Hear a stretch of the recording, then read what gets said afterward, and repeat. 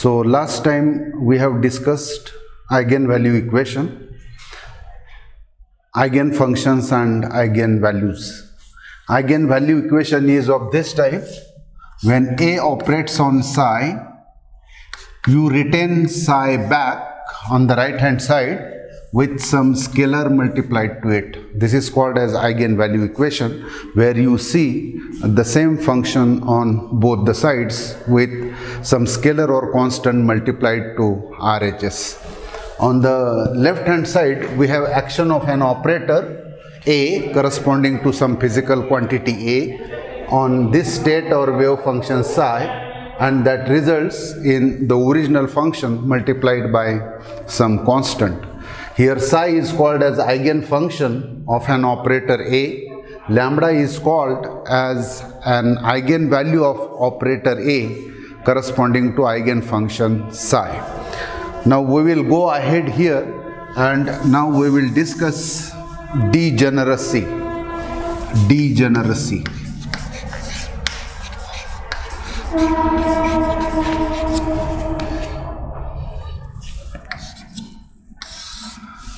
So again, let us again consider an operator A corresponding to some physical quantity. So A is operator corresponding to some physical quantity such as energy or momentum, which operates on some state function or wave function psi, and this results in lambda psi. So what I am going to consider in this eigenvalue equation, I am going to consider different eigenstates or different eigenfunctions satisfying this eigenvalue equation.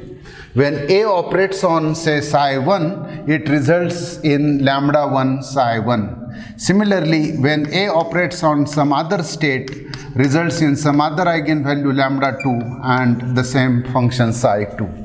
A psi 3 gives me lambda 3 psi 3. Okay.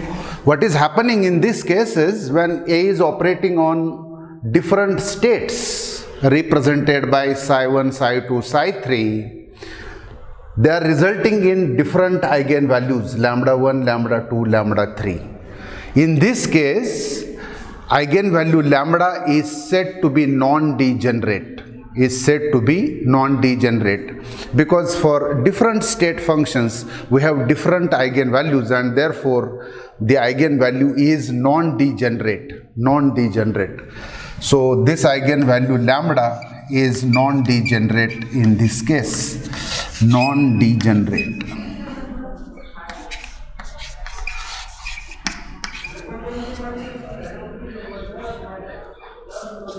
Now it may happen sometimes that when A operates on different wave functions such as A psi 1, A psi 2, A psi 3 and so on, it may happen that you will get the same eigenvalue instead of different eigenvalues like lambda 1, lambda 2, lambda 3. Instead of those values, you will get the same eigenvalue, say lambda psi 1, lambda psi 2, lambda psi 3. So what is happening in this case is when an operator A corresponding to some physical quantity is operating on different state function is resulting in one and the same eigenvalue lambda. In this case, eigenvalue lambda is said to be degenerate. Eigenvalue lambda is said to be degenerate, and degree of degeneracy or the order of degeneracy is 3, because there are 3 different state functions psi 1, psi 2, psi 3 which corresponds to same eigenvalue. Psi 1, psi 2, psi 3, they are corresponding to the same eigenvalue lambda, and therefore eigenvalue lambda is threefold degenerate or degeneracy. The degree of degeneracy is 3 because there are 3 different independent functions corresponding to the same eigenvalue. So in this case lambda is said to be degenerate.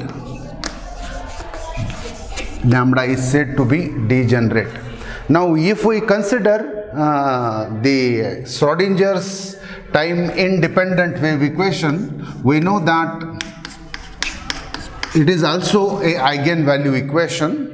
It is also a eigenvalue equation, and therefore when Hamiltonian H total energy operator operates on state function psi, you retain psi back with constant or scalar E multiplied to it.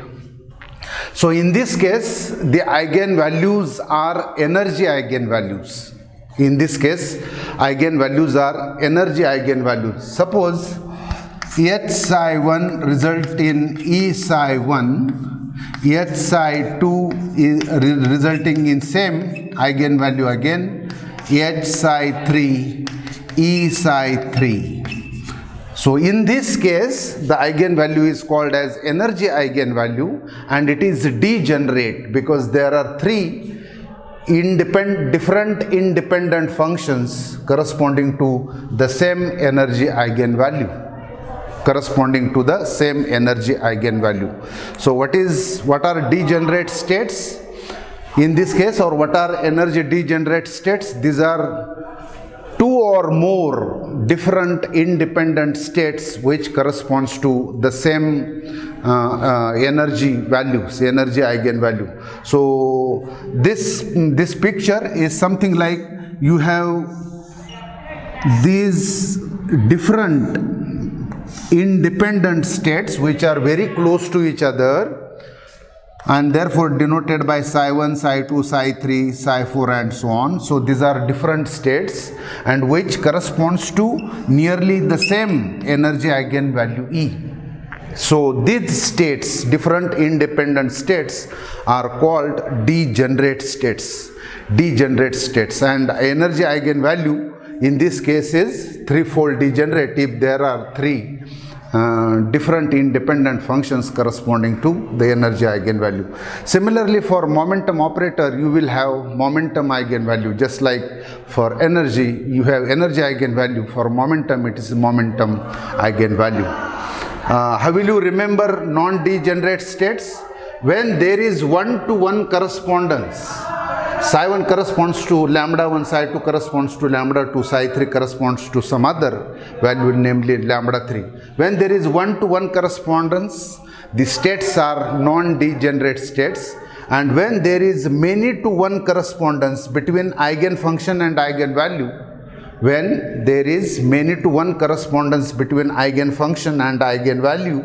then those states are called as degenerate states. Now let us attempt one simple problem, and the problem states that if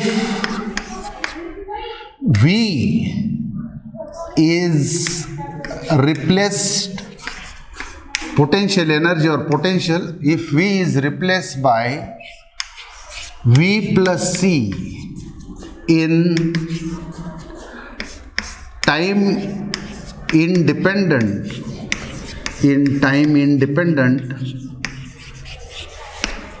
Schrodinger equation,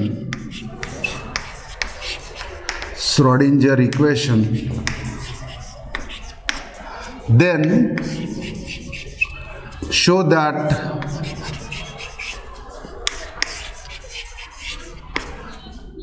the energy eigenvalue,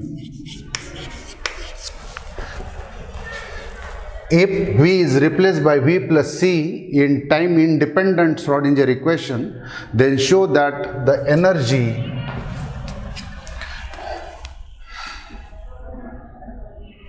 increases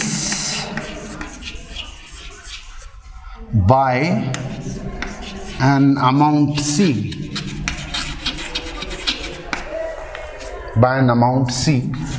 where C is constant.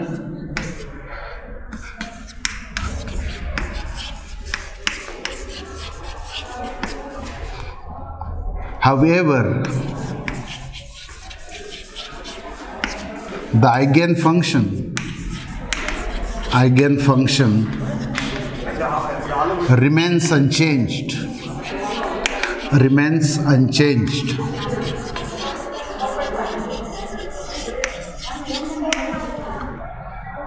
So V is to be replaced by V plus C, where C is constant in Schrodinger time independent wave equation. We have to show that the energy increases by an amount C while the eigenfunction remains unchanged. So solution of this problem is you have to write time independent Schrodinger equation in 3 dimension, minus h cross square upon 2m del square psi plus v psi equal to E psi. This is our equation number 1. Now in this case, V is to be replaced by V plus C. So V is to be replaced by V plus C. Okay. So what I am doing is, I am assuming that is V prime. Let V prime equal to V plus C. And therefore, V equal to V prime minus C. So substituting this value of V in equation number 1, I have minus h cross square upon 2m del square psi plus, instead of V, V prime minus C psi equal to E psi. So after simplification, this gives me minus h cross square upon 2m del square psi plus V prime psi, and this C psi goes to that side, E plus C psi, equation number 2. So if you compare equation 1 and 2, they are one and the same, in a sense that the psi has remained unchanged, psi remains unchanged, while the eigenvalue E, energy eigenvalue E, has increased by an amount C, where C is constant. So this is the problem which you can easily solve. The next article which I am going to discuss today is expectation values. Expectation values.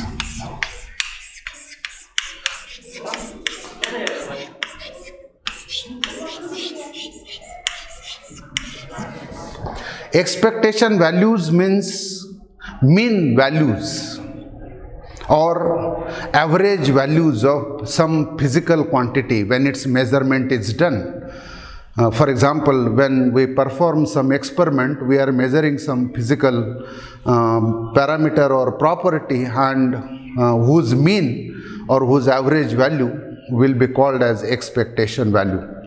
So what I am going to consider is an operator A corresponding to some physical quantity A. A is some physical quantity such as momentum or energy, and A is operator corresponding to it.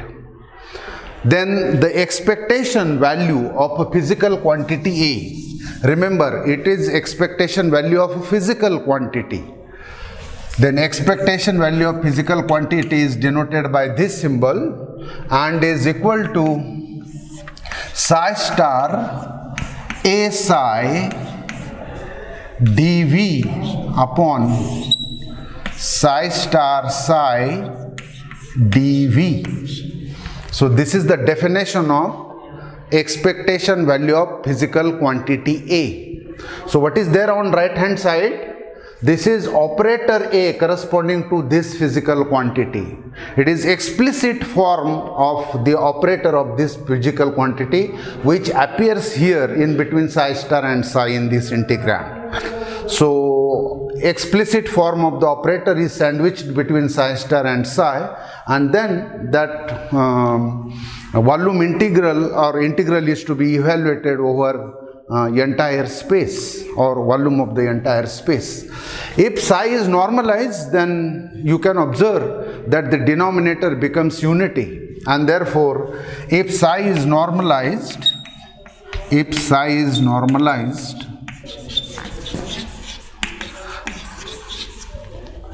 then this definition becomes much more simpler. Expectation of A equal to psi star A psi dV. This is 1 and equation number 2. Okay. So whenever you will be given a wave function psi in some problem, then first normalize it and use that normalized wave function here and use this definition which is given by equation 2, where, as I have already told, that this A is explicit form of operator of this physical quantity. Now, what is the significance of expectation value? If an experiment is performed on a very large number of identically prepared system for the measurement of physical quantity A, and when the mean of large number of readings is calculated, is in agreement with the expectation value which you calculate theoretically by using this formula 2. So this is the connection between theory and experiment. While after performing the experiment, you calculate mean values of the results which you have got, and that mean value will correspond to the expectation value which you calculate by using this particular formula on a page of paper. So here is an example of how one can obtain expectation value of x momentum. Suppose I want to find out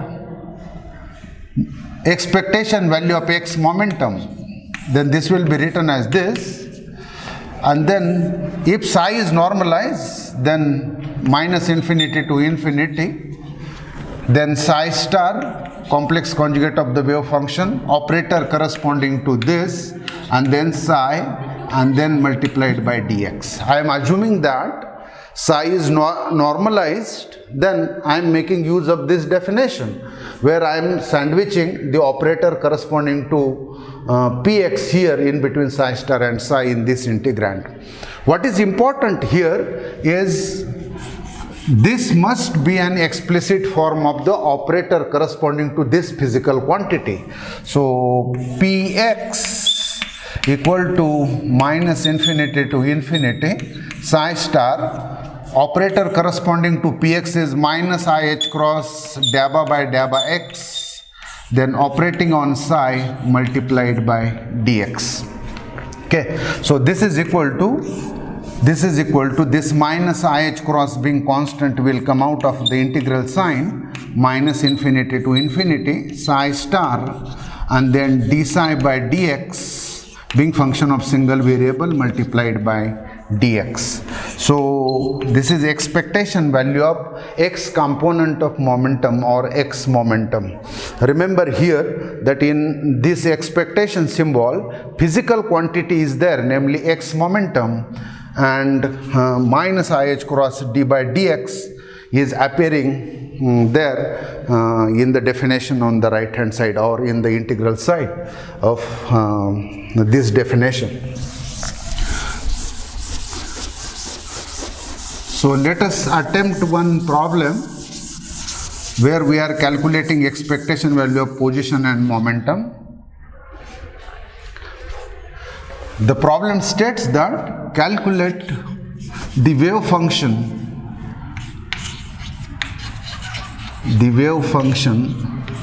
for the particle confined to move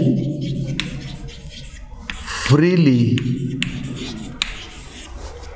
between x is equal to 0 to x is equal to a is given by the wave function for such a free particle which is moving in this particular segment 0 to a on the x-axis is given by psi of xt equal to a sine n pi x by a e raised to minus I e t by h cross e raised to minus I e t by h cross for 0 less than x less than a. Then calculate, this function is this, and in other region is 0 otherwise. In other region means for x greater than a and x less than 0, this function is 0. Then calculate expectation value of x and expectation value of px. Expectation value of x and expectation value of px. Alright, so our solution will start by normalizing the given wave function first. Once you normalize it, then you can use that simplest definition of expectation, which has no denominator of the normalization. So our solution starts by saying that let us first normalize the given wave function. The normalization condition is one more thing in the problem. This is free particle wave function, and remember, it has a complete wave function has been given in the one dimension. It is function of space coordinate x as well as time. Sin n pi x by a is the space part of the wave function. E raised to minus it by h cross is the time part of the wave function.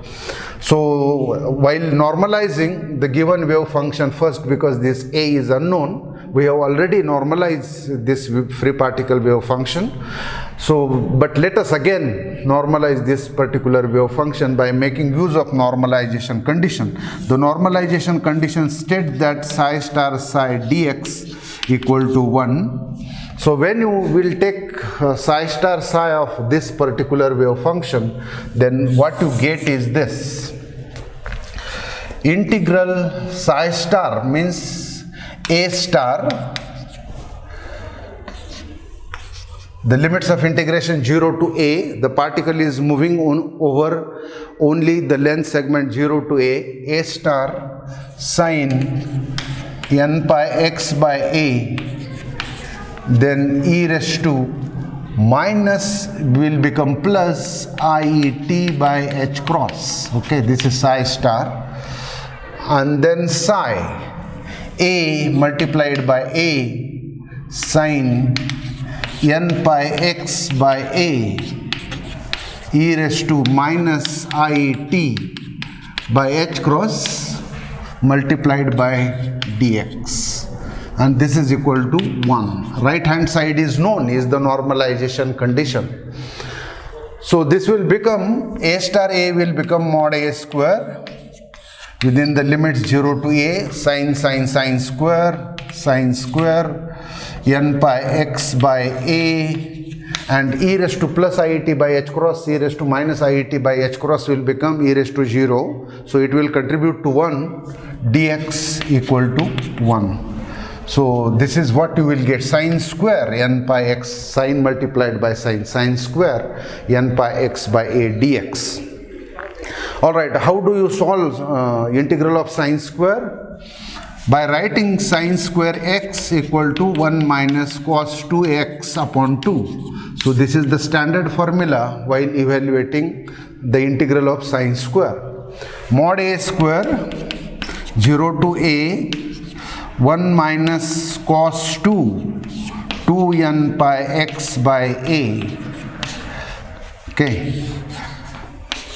Dx equal to 1 minus cos 2 theta upon 2. So this is what it is, and therefore this will come out, this will become mod a square by 2 integral 0 to a 1 dx, half is outside, dx minus mod a square by 2 0 to a, then cos 2x cos 2n pi x by a dx, right hand side is 1, right hand side is 1. Alright, the next step will be mod a square by 2, mod a square by 2, integral of dx will be x within the limit 0 to a, then minus mod a square by 2, then integral of cos theta will be plus sin theta, cos ax 1 upon a. 1 upon a will be a upon twice pi n, and integral of cos 2 theta will be sin 2 theta, sin 2n pi x by a within the limit 0 to a. Right hand side is known 1. Our aim is to find out that unknown amplitude a of the given wave function. Mod a square by 2 into a minus mod a square by 2 a upon twice pi n. This is 1 upon a which is there, and then this will become, when upper limit value is substituted, it will be sin even multiples of pi. 2 pi will be 0, and then when this 0 is substituted, sin 0 is 0. This right hand side is 1, so this entire factor becomes 0, and therefore mod a square by 2, mod a square by 2 into a will be equal to 1, and therefore mod a square will be 2 upon a. Okay, and therefore a will be equal to plus or minus square root of 2 upon a.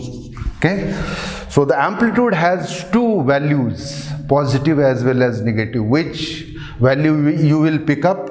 Only positive, because the reason is amplitude being a length, it cannot be negative, and therefore a is square root of 2 upon a. This is value of that unknown constant. So by substituting this value there in the given wave function, the given wave function will get normalized, has normalized, and value of normalization constant is 2 upon a. So the normalized wave function is psi of xt equal to square root of 2 upon a, then sin n pi x by a e raised to minus I t by h cross. This is time part for, or this is e raised to minus I t by h cross over that length segment, namely 0 to a. Okay.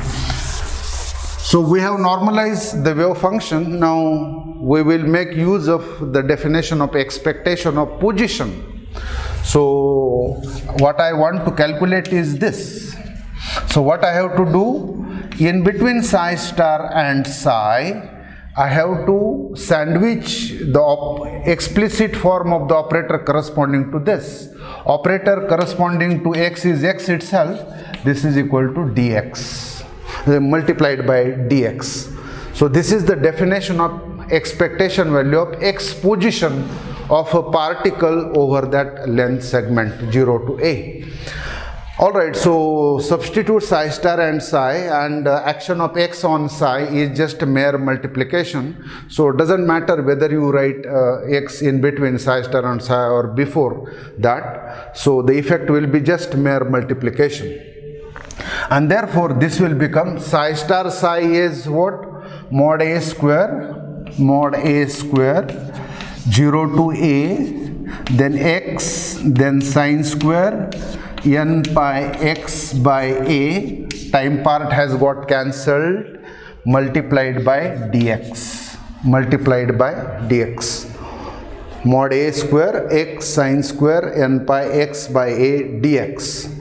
So for the sine square you substitute 1 minus cos 2 x upon 2 and then simplify this equation. So this will become mod a square, I am taking that 2 outside, and 0 to a, then x into 1 minus cos 2 n pi x by a multiplied by dx. So this is the expectation value of x. Alright, this will become mod a square by 2 and then x dx. So integral of x will be x square upon 2 within the limit 0 to a, then minus sign there, mod a square by 2. So in the final step, we will substitute value of mod a square as a 2 upon a. Okay, mod a square by 2, then integral 0 to a x cos 2n pi x by a dx. So how will you solve this integral? The first term has already been simplified, and this is to be solved by integration by parts. So there is product of two functions. One is algebraic and trigonometric. So according to LIATE rule, this becomes first function and this becomes second function. Algebraic function first and trigonometric function second according to LIATE rule. And you have to integrate it by parts. What the integration by part rule says? The integration by part rule says that first function as it is, integral of second minus sign, integral sign, ddx of first, and then integral of second. This is the integration by parts rule. First function as it is, integral of second, minus sign, integral sign, ddx of first, and then integral of second. So mod a square by 2 into a square upon 2, and then this will become 0, minus mod a square by 2. Alright, and now I am making use of integration by parts rule. First function as it is, so x as it is, then integral of second, integral of cos x will be sin ax. So this will be a upon twice pi n, integral of second. Integral of cos is not minus sign, its derivative is minus sign, its integral is plus sign. Sin 2n pi x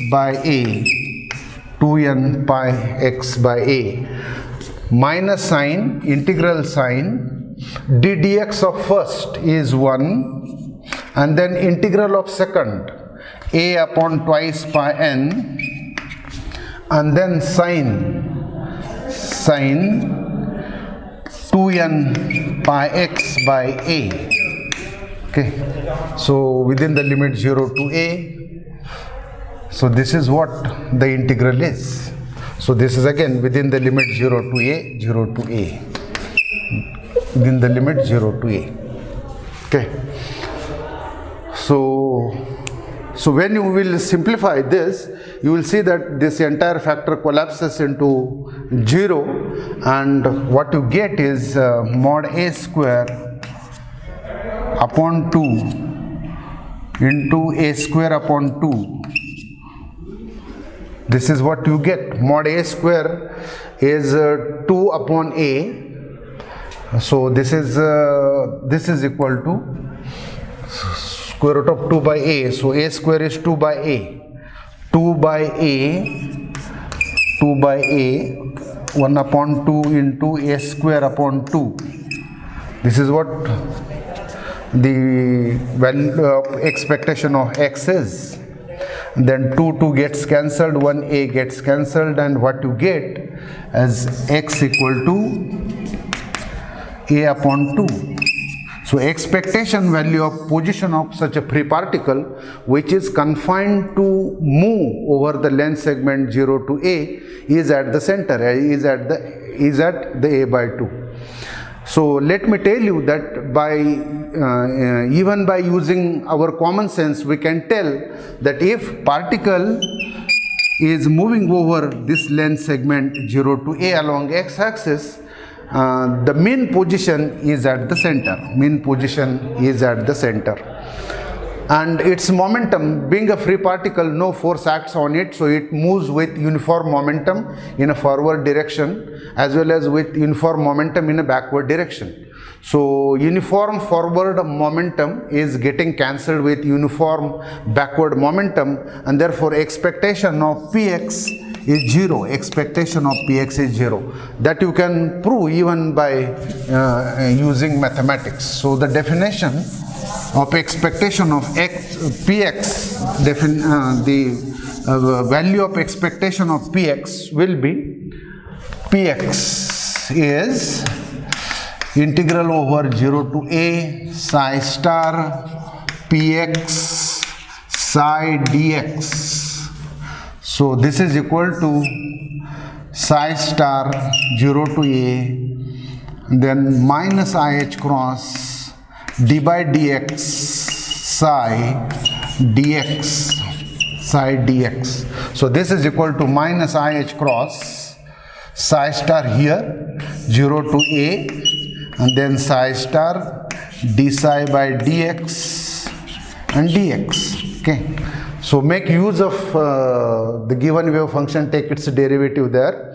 It is a sin n pi x by a, take its complex conjugate and then solve it. You will again need the integration by part rule to solve this particular integral, and you will see that the expectation Px comes out to be 0 as expected, because uniform forward momentum is getting cancelled with uniform backward momentum. So this is how we can calculate expectation values of physical quantities of interest given a wave function, and moreover given a normalized wave function. You can make use of that simple definition.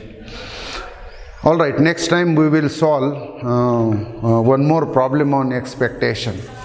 Thank you.